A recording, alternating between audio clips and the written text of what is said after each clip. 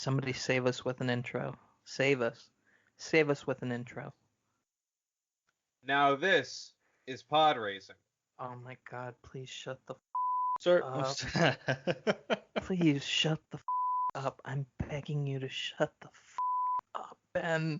Ben, I'm begging you to shut the I almost want to just keep this as the intro because I've learned from the last couple of intros that we've had to censor because of YouTube. You know, bleeps are so much funnier than actual cursing for some reason to me as an adult, like who's so desensitized to cursing. Hearing someone get bleeped out is hilarious. It really is.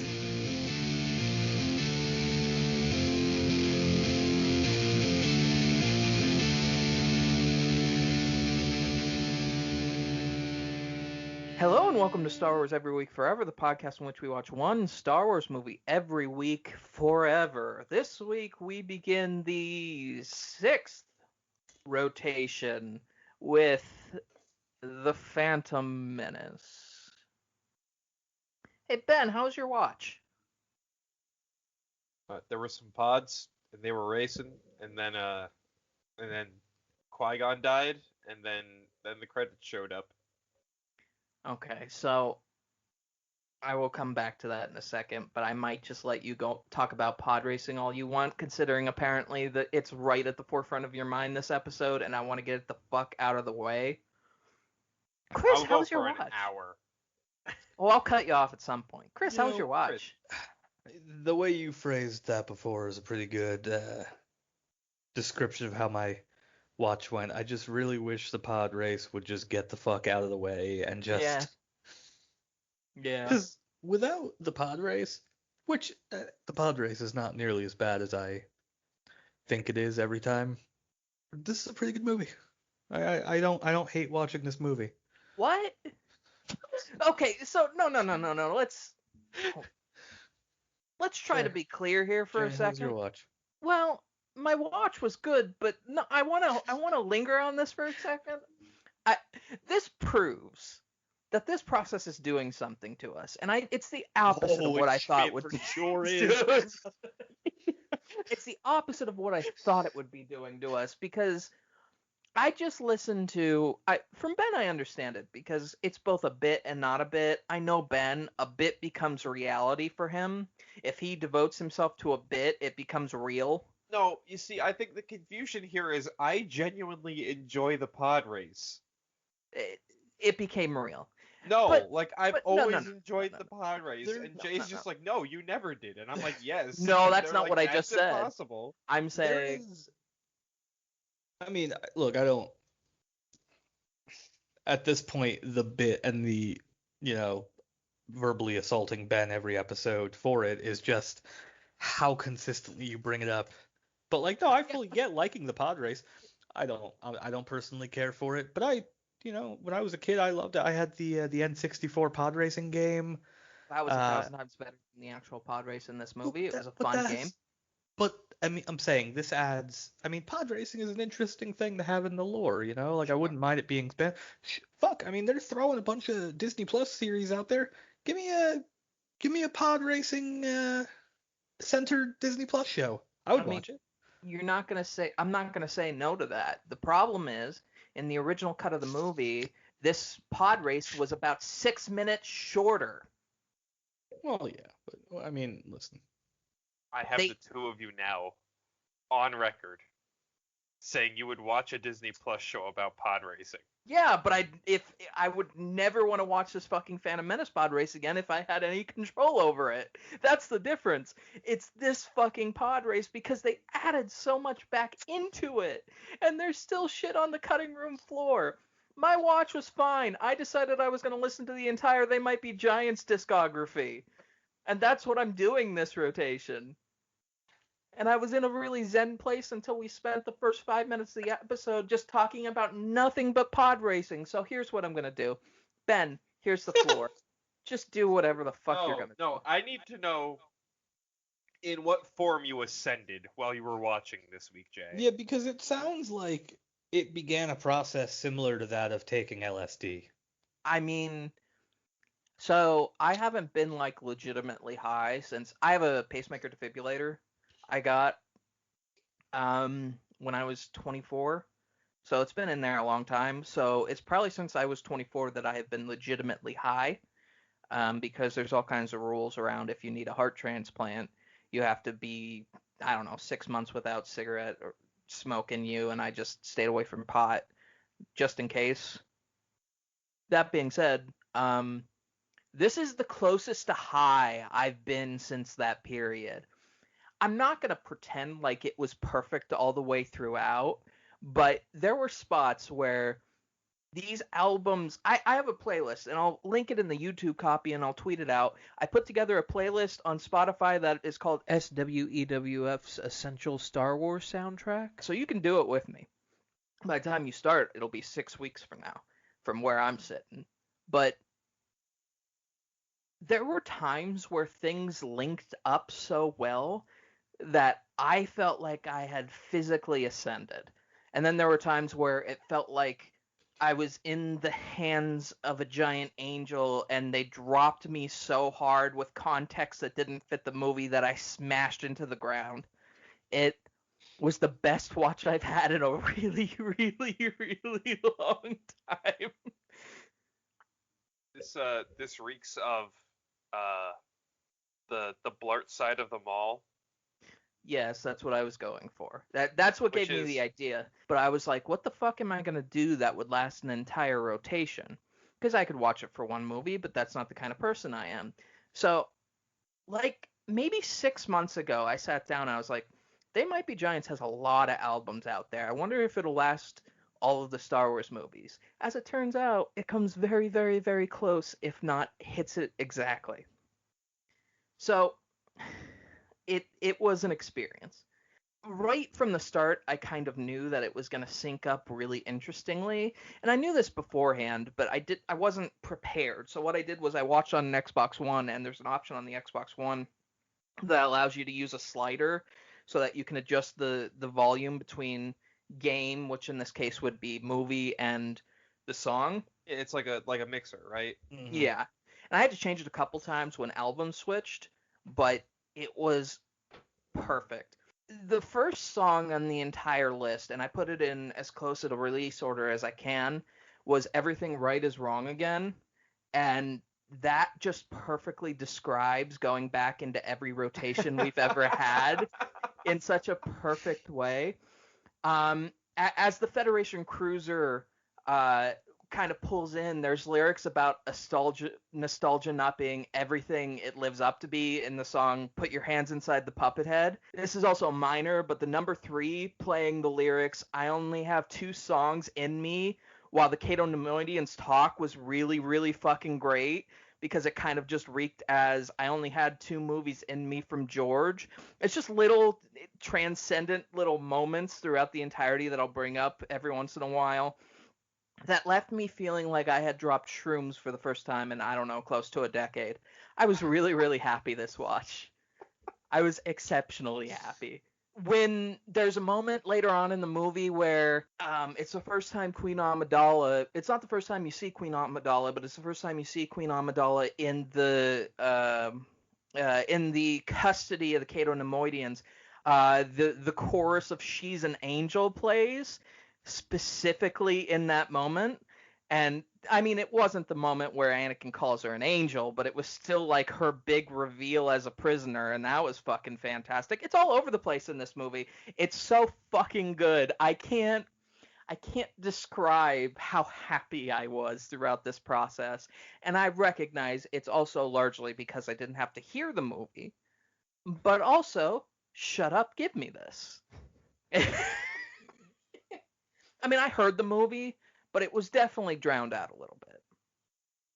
But that being said, I'm going to give the floor to Ben to talk about Podracing. Well, hold on. I need to know. Okay. What happened during the pod race? Hold on, let me see if I can find it. I need to know if there's any nuggets of wisdom that They Might Be Giants left us for the pod race. See, much like when you actually do get high, my memory of it is a little foggy. So let me just go ahead into my notes. Chris is sitting there nodding like, yeah, you're right. I got you. The world I don't remember the address. last episode we recorded. The highest you've ever been on the show. It's a thing I learned last week. So there were multiple songs that played throughout, one of which was The World's Address, which I noted as being a fantastic theme in terms of the way it sounds with like this groovy use of aggressive piano and these sudden aggressive lyrics. But it was it particularly hit hard with me because of Ben, because one of the main repeated lyrics is a sad pun that reflects a sadder mess. Oh my god, it's me! It was you. It was you. That Ow. might be the highest I was the entire watch. I love you, Ben. I've never felt more loved and betrayed simultaneously. They Might Be Giants called you out. Then as the pod racer that has the pit droids, the pod racer shreds because the droid gets brought up into the engines. The lyrics to I've Got a Match kick in.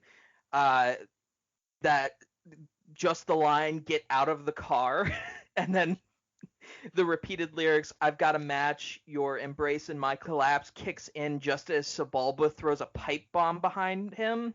So like literally he's singing about I've got like lighting a match on fire as he throws a fucking pipe bomb into somebody's pod racer. And then it kind of like lost all symbolism. This is one of the moments where I was like dropped from the hand of God and plummeted to earth when the song Santa's Beard, a song about a man's girlfriend cheating on him with a mall Santa, starts, and that just kind of played out the rest of the pod race.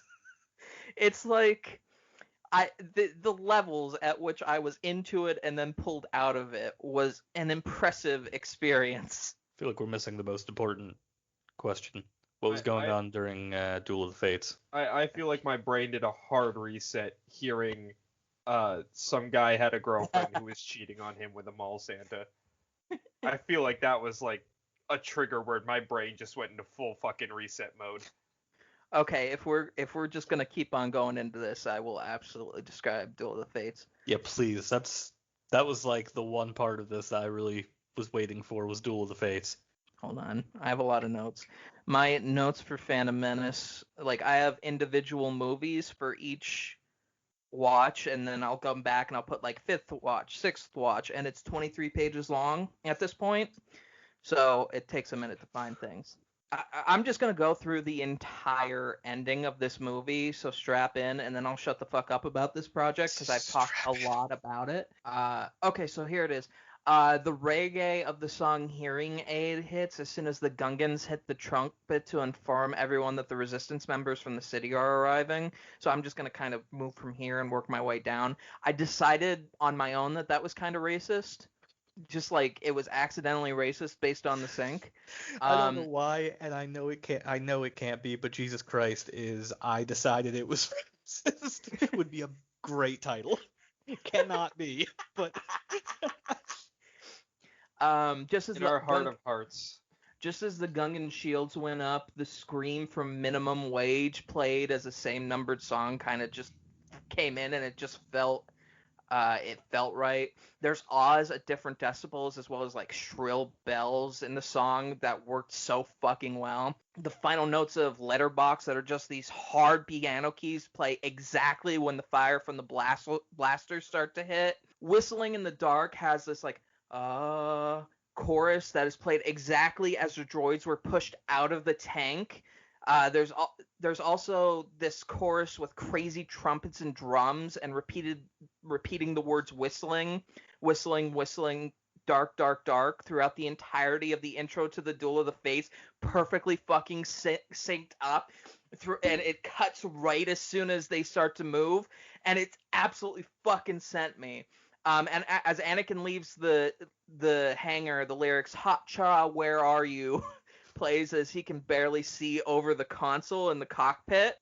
The song also has like this fun piano section and this jazzy bit of like a desperate, like this jazzy desperate bit that plays during the first part of the duel.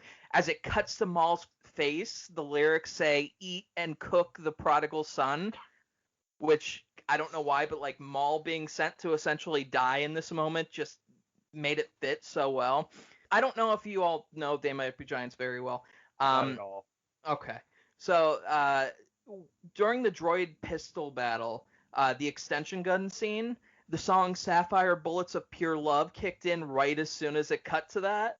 It also cuts out just as the shield doors close and go into like this like self-titled piece called They Might Be Giants, which juxtaposes with it so fucking badly.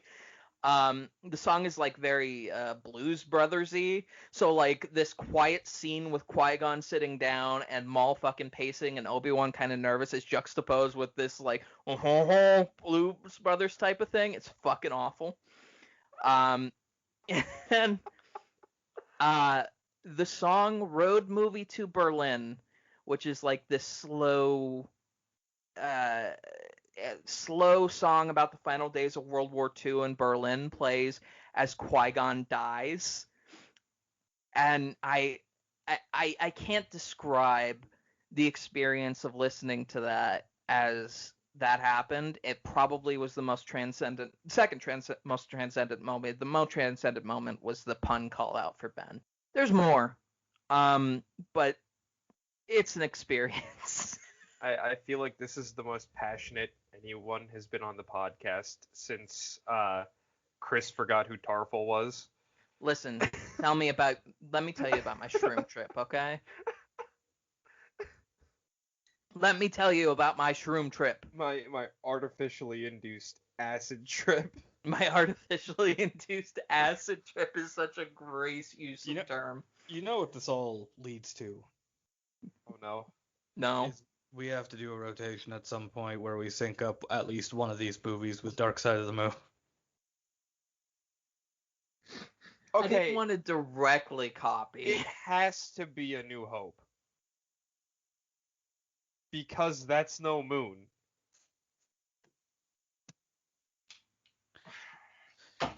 We titled the special That's No Dark Side of the Moon.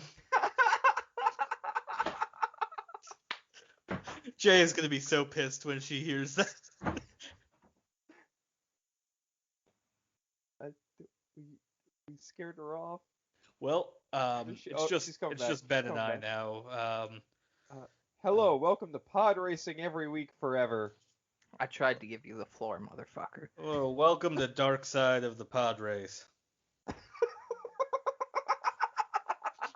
It's a Dark Side of the Ring-esque show produced to show the cutthroat. No, hold on. You've stumbled onto something here. So, there's a show called Dark Side of the Ring that tells dark stories from the history of wrestling from behind the scenes, often with very disturbing results. Creating a fake documentary series about the dark history of the pod race would be an amazing show. Right? It would be an amazing show. Just like fucking, what's his name that I brought up on the podcast before? Just like his disturbing history as a Confederacy hero, despite being like a pod racing and gimmick hero of the universe, but we find out that there's all kinds of terrible shit he did in the back. We need to create Dark Side of the Pod Racing. Right? See, I'm just an idea man. What can I say? Just a simple idea man making my way through the galaxy. The unlikely rise to power of Ben Quadranero, who wasn't even supposed to race but ended up there on a dare. That's a great episode right there. We still maintain all of the narrators of Dark Side of the Ring, though. It's just Chris Jericho and Jim Ross. No, Dirty Dutch. I want to go back to Dirty Dutch. Dirty Dutch Mantel. Some guy doing a bad Qui-Gon Jinn impression. We'll get John Moxley on there to say Vince McMahon would kill for someone with the guts of Ben Quadranero.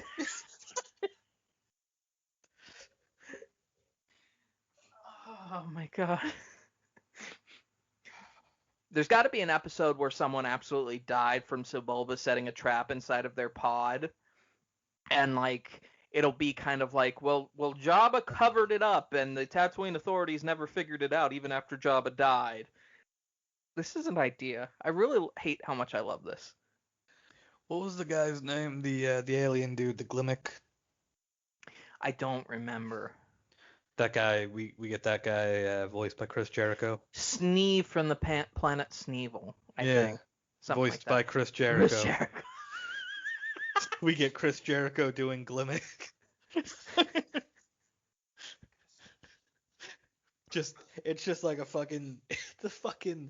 an alien with like a bad fucking 80s mom haircut and a dad bod beer belly.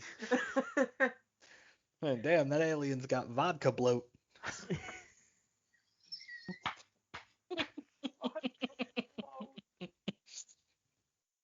All right, so in Star Wars Episode 1 Racer, specifically on the PC, there are certain in-game cutscenes when you start a race. Oh no.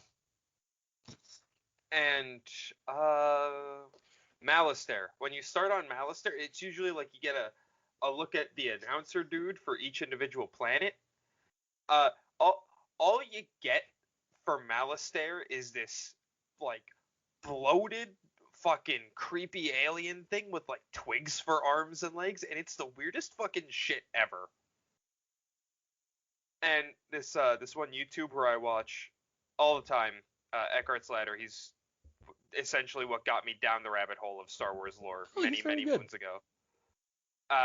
He did a whole fucking video about how he spent an entire day trying to figure out who the fuck this thing is. It's called Nugtosh. Nobody knows. That sounds Star Wars. That's a hell of a Nobody name. knows where the fuck it's from. All we know is it shows up every year for the fucking the race on Malastare. It just like fucking surfaces to officiate this race, and then it just fucking disappears. Officiate the race? Yeah, specifically? Hilarious. It's a pod racing like cicada alien thing. Yeah. It's a pod racing cicada referee. It only comes out of hibernation to be a referee for this jet engine race. Whoa, that's a creepy fucking looking thing. It's so weird. Like I had never known about this until that YouTuber like posted a video, and it was like this super creepy weird thing that nobody noticed in Star Wars. But we know it's a male somehow. How are we so sure? That's just okay. listen, We also know Huygens is a male for some reason. Anything that is in Star Wars, I can't tell if it's just Star Wars assumes something is male if they don't have a gender for it, or if Wikipedia does. I'm concerned that it's now just Wikipedia doing that. Nugtosh was a male individual who was known to preside over the pod races on Malastare. So it's not the race name, it's the name of this weird cicada alien. I can't get over. Yeah, the race is the Vinta Harvest Classic. I can't get over this is just some random cicada alien that only comes out of hibernation once a year to officiate a fucking pod race. You come out of your hole. It's like, do I see the shadow of a pod today? Okay, I guess it's time to officiate. I want a clean race. Nugtosh made a promise to not sabotage the pod race track during the annual Vinta Harvest Classic in exchange for the opportunity to make an appearance at the beginning of each race. Listen, I'm not gonna fuck with it, but I need a little something on the side. Nugtosh runs an extortion racket. Listen, I won't make all of your pod racers explode just so long as you let me be the referee. No, I promise I won't be a crooked referee, but do you really care? Because I will absolutely kill everyone on the field before they get to the second lap. I sent a picture that's actually the thumbnail from the video, but that's the graphics. It looks like a dog. The original. Yeah, that looks like a dog humping It's like a little dog. It's like a dog with a skull for a face. And it's put in an unfortunate position on that rock. It has nothing past its stomach. Like, it's just like a spine. But the way it is, and the fact that it looks like a dog, does unfortunately put it in a position where it looks like it's humping that rock. It's just got horny dog energy. All right, that's what that picture has. We need to acknowledge it so we can move past. Hold on. Is the other sex of this race, is that just Geode? Is it Geode's race? Nah. Is it? Are we watching artificial. Are we watching the creation of life right now? Is that what this picture is? Yes, and me, Ben. We have to No. pixelate part of the picture now because this has Yeah. suddenly become Rule 34. Yes, it has become Rule I've been 34. desperately trying to avoid Rule 34 for the past, Everyone's been 25 desperately trying to years. avoid. At all times, forever on the internet, the song "My Evil Twin" kicks in as Yoda begins to scold Obi-Wan, which just is a comparison between Minch and Yoda for me. Minch is Yoda's evil twin. It's like a fucking Dr. Jekyll and Mr. Hyde. Yes. Dr. Yoda and Mr. Minch. Mr. Minch!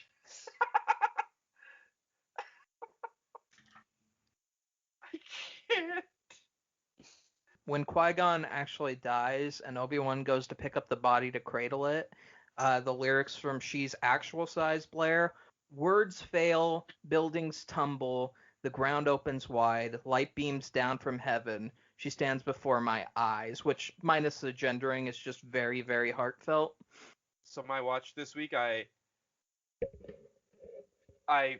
so usually we record on Friday, and I forgot that we were postponing to Saturday this week. So Thursday night, I'm like, shit, I gotta go watch Star Wars right now at like 9 p.m. So I lay down in bed, I start watching Star Wars, and I get to right after the pod race, and I just pass the fuck out. So what you're saying is the pod race is boring as fuck. No, what No, I'm I saying think is the the pod pod race race- is the only thing that kept me awake. I think the pod race was so soothing. It just lulled him right to sleep. Pod racing is ASMR for Ben. Can you imagine that? So if we got like Boss Nass to do like pod racing announcing, would that be like the best ASMR for you? I just got this image of my head of just, and there goes Ben Quadranero's power coupling away into the sky like a molten flame. Are you getting sleepy yet? What you need is. And there goes Benda Quadraneros. Oh!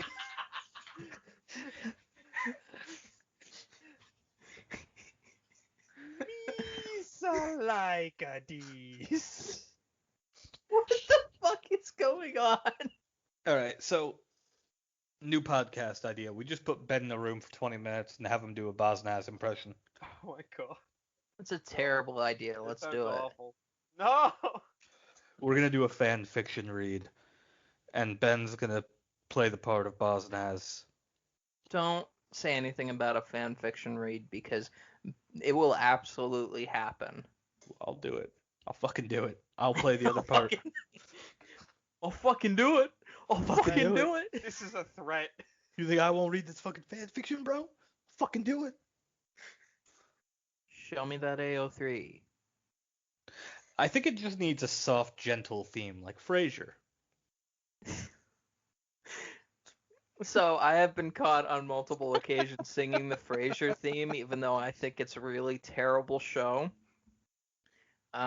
Mostly just because I can't believe for a second that Frasier is coming back, the most not 2021 song ever.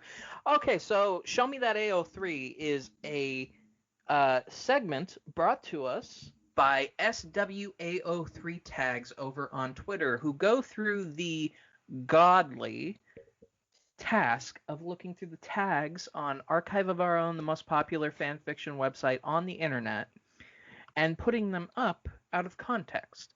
If you haven't been around to play this game before, what I do is I read 5 tags, one of which is fake and 4 that are real, and I ask my friends and you at home to guess which is fake. Are we ready? I'm never ready. Always ready. The duality of AO3. Number 1, Qui-Gon Jinn fucks and fucks often, and you can't convince me otherwise. Starting Number strong 2. today. Number 2, my persistent headcanon that Qui-Gon is a total tea fiend. Number 3, Qui-Gon Jinn bashing. Well, he doesn't get punched or snipped, but he does get shit-talked by someone who hasn't met him. Number 4, Qui-Gon is a Force ghost, and he was also farming space weed in the temple. No. Mm-mm. Number 5, Qui-Gon offers advice to people who can't hear him. One That's of these is false. Number 4 is bait. You motherfucker, number 4 is bait. I'm sorry, do you really think people around the world don't think that Qui-Gon Jinn is a massive pothead? He looks exactly like the dude. So let me I repeat. like 1, but I feel like 1 is bait. So allow me to repeat I them. really like 1.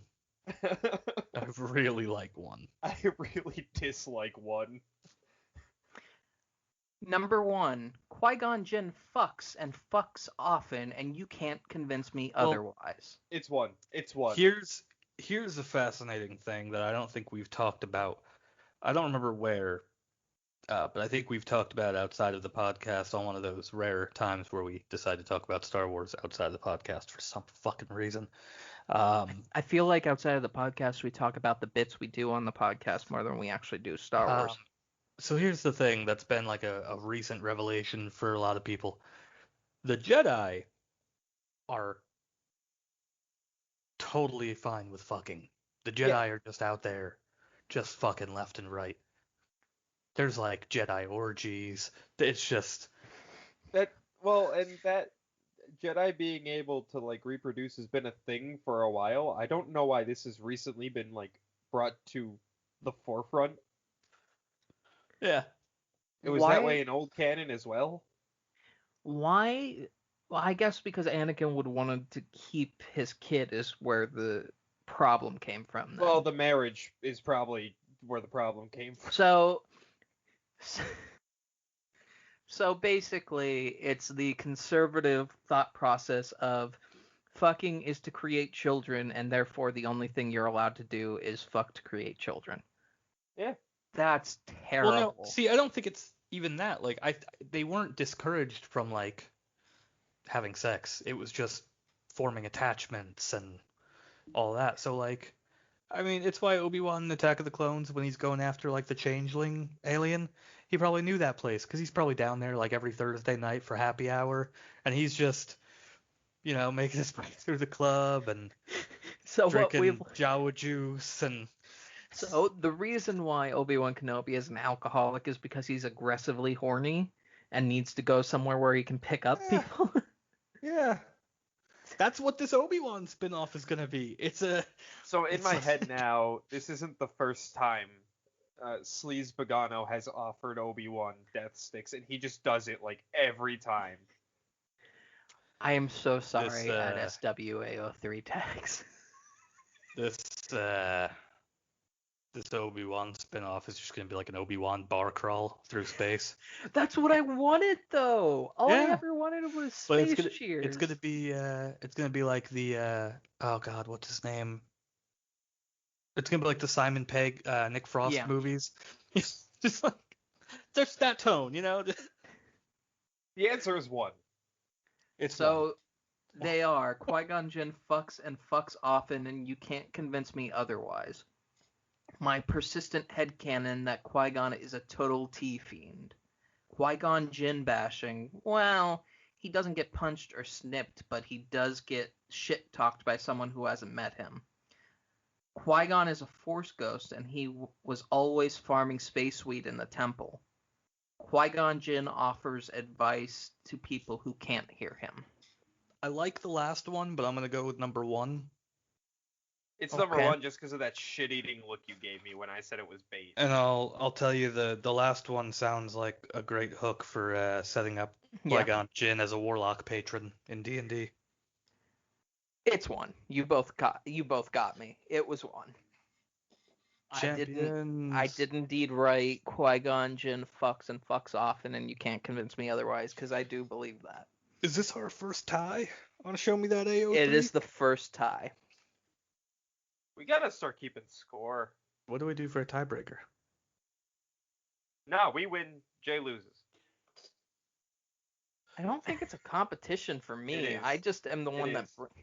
Okay, I lost this time, I guess. So that means I lose every time someone figures it out. That doesn't make any sense. I'm just the Yes. host. Yep. It's like blackjack. You're playing against the house. I guess we're really the house. hate that. Huh? I guess that makes us the house somehow. Huh? Yeah, like No, Jay's the house. And we're both playing against Jay. Each That of makes us more is playing sense. against Jay. That makes more sense. That makes more sense. You know what? You both make compelling points. please go follow at SWAO3 tags on Twitter. They do a wonderful, wonderful service. They do. So things we've learned this episode. Oh, They God, might we're be having a giants. recap? I mean, we're not done with the episode, but I just want to make clear the conversations that we've had on the show so far, because it's really fascinating. 1, They Might Be Giants is an amazing soundtrack to Star Wars, and if you listen to it, you'll feel like you just dropped acid. 2, There should be a Dark Side of the Ring style show about pod racing. 3, Apparently people think that I think about Qui-Gon Jinn fucking a lot, despite the fact that he pisses his pants. 4, Apparently you do think about Qui-Gon fucking often. 4, Apparently there's a lot of canon about people fucking and fucking often in the Jedi Order. That's been our episode. The Dark Side of the Ring chat brings up a great point. I would love to produce a claymation celebrity deathmatch style show for Disney Plus that is a Star Wars Wrestling Federation drama comedy. Just wrestling in the Star Wars universe. You know, I thought about grabbing alcohol on the way up to this episode. Come on. I was like, nah, it'll be fine. It'll be fine.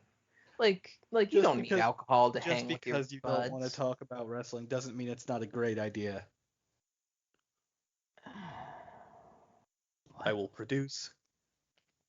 We'll get Chris Jericho and Jim Ross. No, Vampiro is on commentary.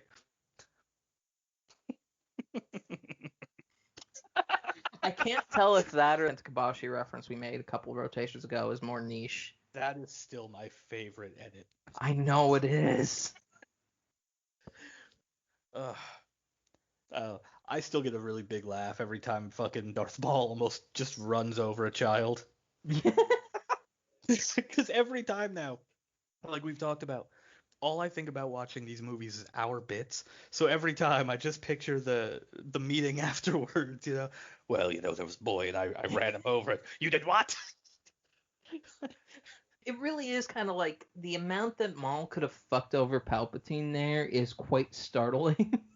It's like if you look at the timeline, it's like Palpatine's plan kicks off with, I don't know if this is canon anymore. We've talked about this a little bit.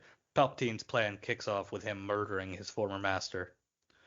And then, you know, he's like, oh, okay, good. So far, so good. This is great. And then this is basically the next big All right. step of his plan. Take that off the list. Just Yeah, it's like a checklist And he's then- got. This is like the next big stage of his plan. And then it gets off to this start where it's like, yeah, we found this child, Skywalker. He's like, oh, God, they weren't supposed to find him there. No, you know what happened? So Darth Maul tells him, he's like, yeah, I almost ran over a child, but he ducked at the last minute. And Palpatine, furious, sends him back to Naboo because he knows the Jedi are gonna show up there again. He never had like very high plans for Maul. It's obvious, like Almost from the murdered beginning. my It's just son. like, Yeah. You almost murdered my son. It's like, and this all leads to the white knuckle moment in Revenge of the Sith of him watching a planet as they're falling into orbit, going, "Oh my God, how did things have really gone wrong?" 80s music starts playing. That's me. You may be wondering how I ended up in this situation. It's just Palpatine. It's like the cutaway. It's, you know, animated Papa Palps, looking, you know, real shifty, like, no, yes, no, of course, it's all part of the plan, of course, yes. We were supposed to fall out of orbit, and it was, yes, so it was very important. It was very important in young Skywalker's development. I meant to do that. It I was told- incredibly important in young Skywalker's development that we make sure that he is run over by a bike at a very young age and can no longer walk ever again. I had for something like 30 years the Darth Vader suit sitting inside of my offices, hidden away. And, it took a while to get it fitted to a child, but Jesus Christ. At a certain point, I probably could have just hired Jango Fett to hit him in the back of the kneecap with a pipe or something, but I feel I really convoluted this plan. I don't. If I made a misstep, it was dragging that one out. I had a point. I don't know where it went.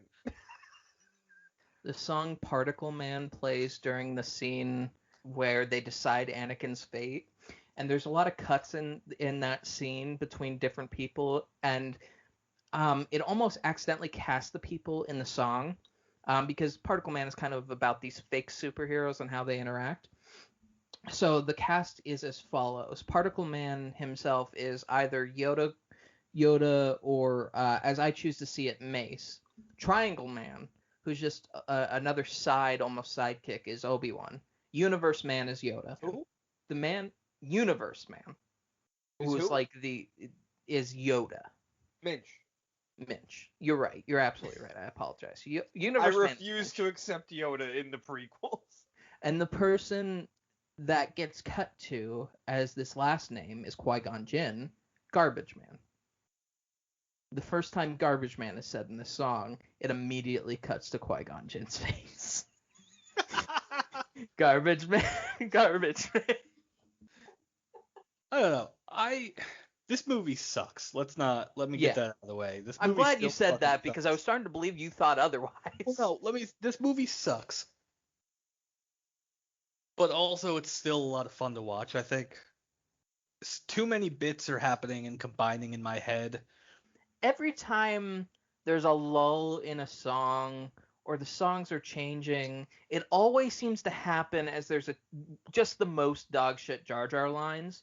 So the most I heard from this movie this week was Jar Jar lines. It was Even They Might Be Giants doesn't want to deal with Jar Jar. They immediately leave the room as soon as Jar Jar says something. I feel like part of the reason why, the watches suck, and we can admit the watches suck, but the reason why we can get through Phantom Menace and Attack of the Clones a little bit better is because there's such ancient history at this point. If these movies came out the last 7 or 8 years, we would be miserable with these watches. I genuinely believe that. Well, it's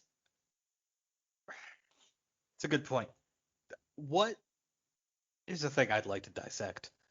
In regards to Jar Jar, what is it specifically about Jar Jar Binks that you think makes it bad? I mean, other than the racism? Yeah. The way you just Clearly. turned your hand over. Clearly. Other than the racism. Like Jar Jar as a being, a character. Yeah, because I'm sitting here, I thought about that a little bit. Like, I'm looking at it, I'm like, maybe it's just because the CGI doesn't hold up at all. No, I'm like, I hated no. it. I was like, no, like, no, because, even as a kid, I thought it looked like shit, so it's not that, it's like, the design is fine, on its face, the design is fine, doesn't bother me, it's kind of cool looking on, could just be improved a little, but it's Yeah, more than serviceable. yeah, and the other Gungans, it's an interesting enough looking alien species. Oh my god, some of the fucking Gungans in the background are fucking hilarious. Because you could tell they didn't fully render them because Oh yeah, that's all over processing the place. power, but they just look like fucking blobs of rubber. We'll have to pay very close attention to that at some point because I'm sure we'd get a lot out of that. I was not in the right frame of mind to do that this time. I was in the middle of dropping acid. I don't know. I don't know if it's that. I don't know if it's the voice. I mean, the voice is very clearly, the dialogue is awful. That's the thing. Brian Blessed said this in an interview. Brian Blessed is the guy who played Boss Nass. And I don't find Boss Nass that bad in this movie. You can understand him at all times. Like, there's nothing that annoys me about Boss Nass. Go ahead, Ben. Please describe how sexually attractive Boss Nass is as you move the microphone closer to your face. Fucking ruined it. He said I am getting ready to profess my love. And I'm just demeaned and humiliated.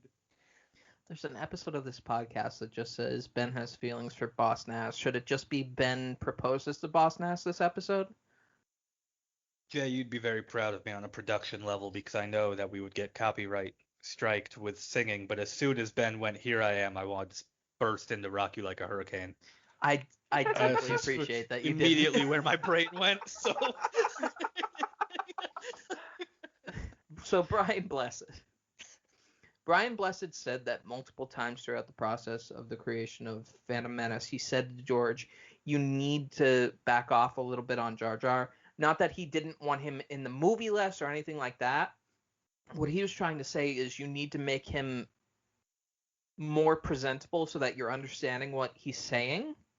Is the thing that Brian Blessed kept pushing, and he kind of went into some examples of what he did with Boss Nass to just show that he had made specific acting decisions to accentuate the words rather than take away from them. And he also did bring up the Bombad thing, if I remember correctly, just like, what the fuck does that mean? But I think that's what makes it so bad, other than the racism, and I can't push enough, it's the racism. Because it's a character in the movie that is at the forefront at all times, making fart jokes and getting hurt all the time, and just is randomly treated important by the Gungans, that you can't understand a fucking word of what he says. And that's the most annoying thing on the planet. Yeah, I mean, if George had listened and toned it down just a bit, just pulled it back a bit, toned down the dialogue, made it less goofy, doesn't have him doing random cartoon character spins in the air, and like, if he toned it down a bit, I think this character would have been fine and probably would have been a pretty main character in the next two movies. Probably, but it also wouldn't be this character anymore. So I don't even know what that would look like. It'd just be what this individual looks like with an entirely different personality, because I can't even imagine how that would play. I mean, don't get me wrong, it's as it should have been. Like, this character should not have been presented in this way. And sometimes when we're thinking about this, I think about the fucking foam Jar Jar that they tried to make instead of using CGI, this foam Jar Jar, these foam Jar Jar tests and these bodysuit Jar Jar tests, which are one of the most horrifying things I've ever seen in my life. That would have been worse, but still, the whole package is bad. Like, it's just a series of terrible decisions. This movie bothers me because it still could have totally just not have happened, and the prequels wouldn't have suffered much for it. You could have started at episode 2 with, like, a little bit of prelude. Yeah. And made episode 2 and episode 3, but, like, fucking drawn them out a little bit to make those a trilogy so that they would be 2 more enjoyable movies. Well, at least one more enjoyable movie. Episode 3 is pretty solid. Well, that's the thing. I've been thinking about through this process a lot how this entire franchise, these 9 movies, are bookended by 2 movies that feel like they're from a completely different movie series, and if you took them away, like, and redid them, they would, like, don't get me wrong, I think Attack of the Clones is worse than this movie, but at least Attack of the Clones has prudent information. Like, yeah, there's like a hardcore fantasy nerd part of me that wishes this movie would have begun the trend of the prequel trilogy, which it did, but not as much as it could have. I really wish they had leaned harder on the political intrigue subplot. Yeah. Like, really honest, I mean, we've talked about that with Revenge of the Sith a lot now, about, the deleted subplot of the rebellion rising and all of that, but... Which would have been great. Yeah, exactly. But, I mean, that starts in this movie. I mean, the movie starts off with, like, a fucking trade blockade, and they're going through a treaty, and like it's this whole. I mean, we've talked about that too, where it's like, yeah, you come in from the original movies and you start this one, you're like, yay, new Star Wars. It's like trade blockade. What? Taxation. Oh boy, it's gonna be Taxation, exciting. what are we Isn't doing? it? Yeah, like, That's exactly why I laughed so hard when Everything Right is Wrong Again played at the beginning of this, because it's just a perfect description of what it must have been like to see it. Like, everything right, and as the Star Wars symbol starts, and then as the opening crawl is wrong again, it's like, fucking taxation of trade? What the fuck are you talking? Okay. I think George is bad at writing political intrigue, is what I think it is. He tried very, very hard, and you can see it, like the structure is there, the nitty gritty is not. He tried, but it didn't work. George Lucas is good at like Western style gritty, yeah. not so much a gritty, seedy underbelly of politics. It also doesn't help that he is a capitalist to a fault, and a lot of what he tries to say is muddled with that. Particularly with Revenge of the Sith, I think a lot of points are like undercut by him trying to like not to like trying to keep his ideas coherent. Yeah,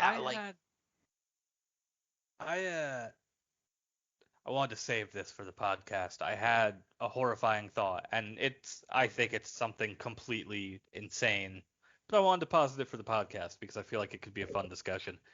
So with Star Wars being kind of in this weird limbo as far as like core main Star Wars is concerned, at least, core trilogy, do you think there is a chance that they try to convince George Lucas to do one more movie or one more trilogy? Yes. And how long do you think before? Because it's got to be soon, I think, right? If they're going to do it, it's got to be soon, I'd imagine. I think because Disney is all about making safe choices, I think they would do it, and I think it would be a side movie. I think they'd approach him and say, we're not going to make any more, mainline movies, hint, hint, wink, wink, but what do you want to do? Right. And then I think George Lucas would start making it, and then I think I don't even know if there would be a lot of creative control from Disney, because like it seems like other than Rise of Skywalker, they were pretty hands off with all of it in terms of like the creative control they gave people. They gave Ryan a lot of leeway. And maybe that's why Rise of Skywalker was the way it was. I think if they were to do it, it would be, what do you want to do, George, within the confines of the canon we've made? And I think that would probably be it. I think it'd also be, hey, we're going to keep an eye on the space racism. Yeah. Yeah. Like, I feel like they're self-aware enough to not just fucking give him the reins and let him run with it. I also suspect they wouldn't have Rick McCallum come back as a producer. I think they would grab someone that they know is very loyal to them to be the producer. It'd be Kevin Feige or yeah, it'd be one of the big probably ones. Be Kevin Dave Feige Filoni. or it'd be Dave Filoni. Yeah, probably be Dave Filoni because George is on such good terms with him. Probably it might just be Kathleen Kennedy. I mean, those two worked together back in the day. I could see her coming back to do one more with him. It feels like they backed off on Kathleen Kennedy because the internet puts all the blame on her for whatever reason. Like, there was a reason why she wasn't the main producer of Rise of Skywalker. Yeah. And look how great that turned out. Yeah. Yeah, no, I know we have a running bit of, the communication with Kathleen Kennedy. I have no negative feelings on Kathleen Kennedy. I think honestly, I really think the Star Wars franchise would be not in as good a shape as it is without her around at the moment. I mean, yeah, she's the one that... It's strange that she gets all the blame because it seems like she, from the Disney side of things, is the one that puts out fires. It sure doesn't seem like she's making creative decisions on a large scale. Like... She's kind of stuck in this scapegoat kind of position. Well, it's that, and I think she's kind of... The way I have pictured Kathleen Kennedy's role since the acquisition is kind of what George's position was the last 20 years before that where he just kind of sat back and people would write new books or do new video games or do something and they'd bring him to him and be like, how's this look? Is this good? Is this okay? And he'd go, yeah, no, that's cool. Good. Works for me. That's also how Rick McCallum worked as a producer. He Yeah. just was kind of like, you have an idea, George? Okay, we'll do it. And Yep. that's what he did. Which, I mean, that like, doesn't describe the role of a producer as a No. role, but it is what. well, and that's the thing, like thinking about this, like it was a weird thought, and I think the more I thought about it, I realized like we make fun of George Lucas a lot for good reason, I think. Yes. But at the end of the day, I would 100% watch another George Lucas, especially if it's just a side movie. Like no, absolutely. I want to know what George Lucas's idea for a side Star Wars movie is. I Yeah. would love to see a side Star Wars George Lucas movie. I would fucking hate to see a new trilogy by George. Exactly. Yeah. I was Yeah. gonna say something absolutely. very similar. Small That's a control, good absolutely. Big control, absolutely not. Well, like, I wouldn't mind. Here's the thing. I wouldn't mind, because it seems like this is how they're doing it. I wouldn't mind a new George Lucas Star Wars trilogy if it's not supposed to be 10, 11, 12. Because it seems like they are going to be doing multiple trilogies that won't necessarily be 10, 11, 12. I need my George in small doses. I Yeah, still no, I mean, don't know how I feel about spin-off trilogies. Yeah. I That's a don't lot either. of investment to ask of me for something that isn't like a mainstay. I'm down for it because I feel like that's going to be where we get some of the most creative storytelling. If they continue giving the freedom it seems they're giving people who are doing the side Star Wars content at the moment, like the Disney Plus series and everything, I could see these side trilogies being a good vehicle to do something like the Old Republic or do, it'd certainly be a more palatable way to do the High Republic than the confusing way they're cross promoting it through books and comics right now. I mean, I don't know. So here's what I want a solo George Lucas movie to be if he returns to Star Wars. There have been stories like this in the EU, and it's something that George himself has always been interested in coming back to. This is not going to be a funny bit. I can see everybody getting excited. This is not going to be It's funny. the way you said Solo. I No, was like, absolutely oh, not. No, George is no, not no, doing no. another Han Solo. We're not doing No. another Han Solo movie, no matter what. He's always been obsessed with this idea of R2D2 and C3PO like showing up hundreds of years after they should have been shut down, like on some kind of barren planet with like a kid or something. If it's Mhm. just going to be a solo movie, I want to see him make that. I want to see him make that because I think he would enjoy it. I don't think it would be important to the full canon of Star Wars, and I think it would be fun. I'd be fine with that.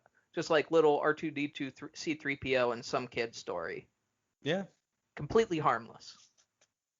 Or even if they're that like worried about something like that, like just produce it and make it like non-canonical. Like Yeah, I mean, they've slapped the Legends banner on the books and stuff. Like, I mean, come on, Disney, you want to do something like outside the box? Start making new Legends content. I mean they're releasing. You know, the thing you promised to do? Yeah. Did they? I mean, Marvel it's like Marvel having the Ultimate Universe. Yeah, one of them is gonna suffer inevitably, and let's just hope that the movies become the Ultimate Universe, and the Legends stuff that they continue is 616. But yeah, just bring back the Legend shit. The difference between the Star Wars EU and Ultimate vs. Marvel is that Ultimate vs. Marvel was the most terrible shit I've ever read in most cases. But no, yeah. When, Ben, you brought up, did they? When the EU was shut down, there was literally a video sent out on by Star Wars on both their website and on YouTube that said, this doesn't mean that the Legend stories are ending. We're going to keep them going. Everything being planned is going to come out. We're not shutting that down. We're just going to start something new and then they didn't. They shut down every single thing that they had in production. Yep. Except Imperial Commando, which was the second of 3 in a trilogy. Yeah, it's been a while since we've bitched about Legends content. Mhm. I don't know. I'm still bitter about it, but no, it's not too late. I mean, they could absolutely do that, like I think it would make it a little bit more palatable, whatever they're going to do. And again, I have full confidence in what they're going to do with the movies at this point. It could just get to a point where I have to look at it the way I look at pretty much anything DC produces movie-wise, where I just go, this isn't for me anymore. But, DC movies shouldn't be for anyone anymore. Ben, I've seen you sitting there seething for a while there. I'm so fucking angry right now. You didn't know about that? I might have, like, once. Well, you would have been in high school when that happened, so that makes sense. Yeah? Well, yeah, the acquisition was 2015, 2016? No, that acquisition was, like, 2011. Fuck, I wasn't even in high school anymore at that point. Jesus Christ. I was out of high school. Hey, Jay, we're getting old. We're getting old. Ben was in high school. Yeah. Ben was starting high school at that time. I graduated 2015. This has been Star Wars every week forever. No, wait. No, because, like, we had a functioning prototype of Star Wars 1313 for years. We were this close. Rick McCallum was producing his own TV show at the time. We were this close to getting Uncharted but Star Wars. I really think that 1313 is going to be the one Star Wars property that nobody can ever let go. No, we can't, because it was going to be fucking beautiful. And they killed it. They walked into 1313's room while they were sleeping and smothered it with a fucking pillow. Wow. Star Wars every week forever gets dark when it comes to Star Wars 1313. When it comes to Ben getting aggressively defensive. Wasn't 1313 in production long after the Legends thing happened, though? Yeah. That was just because of it was. how the Disney reshuffling of Lucas games went and who got the license for the Star Wars games and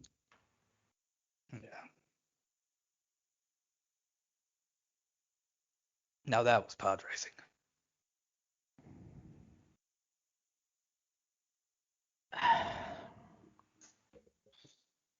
Every time you bring up Podracing on your own, I feel personally betrayed. This has been Star Wars every week forever. Fishing is going well. Good night. Hey, if you enjoyed us, thought we were funny, like our content, or just really love our suffering and want to hear more of it, we're available all over the place and release episodes every Wednesday around 12 Eastern Standard Time. You can find us on Spotify, Amazon Music, TuneIn, Player FM, iHeartRadio, Google Podcasts, and in a unique format over on YouTube that our fans seem to dig. You can join in on the conversation over on Twitter as well, at SWEWF. We're quite active and love to hear from our fans. Sincerely, though, we appreciate you taking the time out of your day to spend with us on this car crash of a ride.